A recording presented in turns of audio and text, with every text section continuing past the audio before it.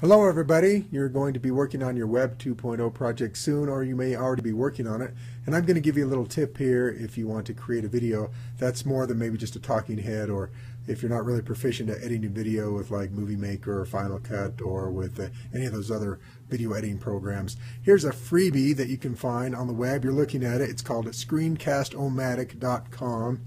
And it records whatever is on your screen. And if you have a microphone on your computer, you don't have to have a camera. I do, but you can use your camera if you want.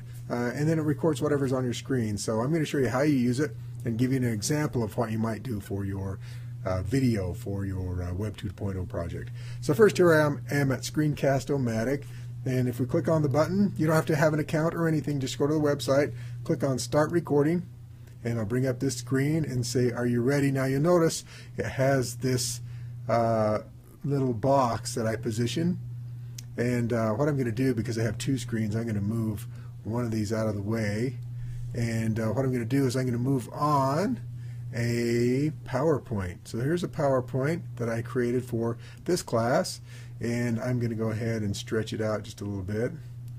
And what I'm going to do, I'm going to position this box so it is, in fact I'm going to make it a little smaller so it will work. Let me keep moving it. There we go. I'm going to make it until it fits. There we go, right over my PowerPoint. So you can adjust it and go over here and I can adjust it. So all that it will record will be what I've positioned inside this box. Okay, so there we are. And once I'm ready to go, I can check. I look down here to make sure I've got some audio. It's looking for my microphone to make sure I've got something there. And I detect whatever that one is. And then the next thing I need to do is click record. And voila, it will start recording. So let's click on record and see what happens. It's going to give me a countdown. And go. Then I start talking, and as I can move through my slides, I'm going to go ahead and click through all the slides, and it's going to go to the next one, and so on and so forth. So if you wanted to record something and you had a couple of slides that you wanted to use, that would be great. Once you're all done, then you go ahead and click on done. Oh, by the way, better get to the pizza. Like pizza. Okay, here we are. Click on done.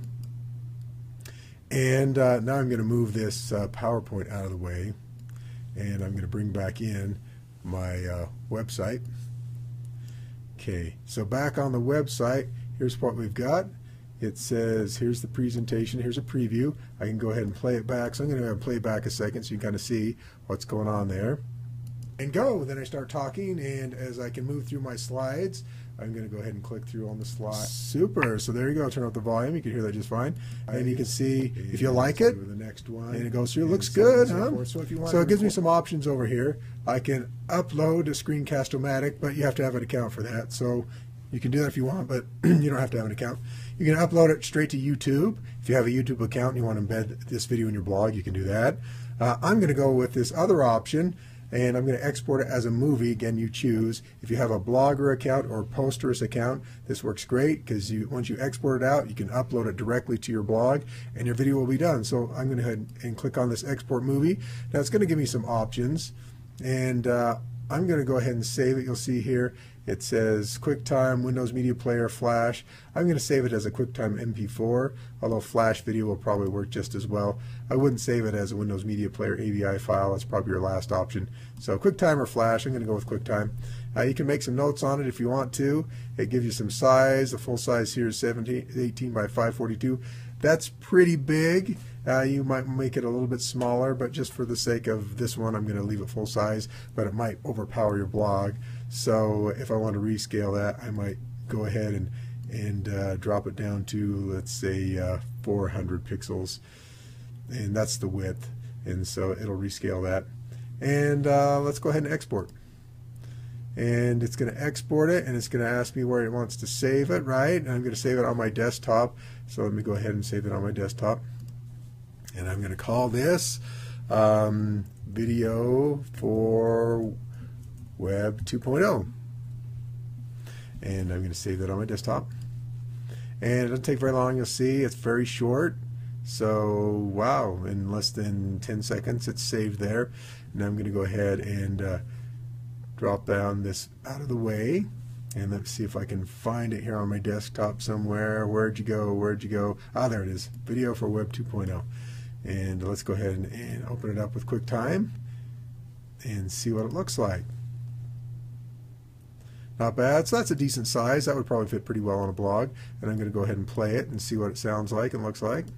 And go. Then I start talking, and as I can move through my slides, I'm going to go ahead and looks good. You can read it and see it and everything. So now you have it ready, and I won't go through the steps to upload it to your blog. That's one of the things that you can figure out.